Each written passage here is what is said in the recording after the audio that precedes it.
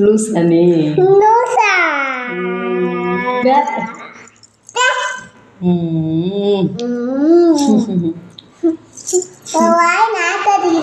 பாரு உன் வாய் தான் நாத்தடிக்குது, என் வாய் ஒன்றும் இல்லை. இந்த மாதிரிலாம் பேசாதம்மா. இப்போ தானே பல் விளக்கிட்டு வந்தேன் அம்மா. குளிச்சுட்டு பல் விளக்கிட்டு வந்துட்டேன். என்ன என் பல்ல வர அழகாக இருக்கு. ஐயோ உன் கட்டு உன் பல்ல கட்டு, இங்கே உன் வாய் கட்டு, உன் வாய் கட்டு.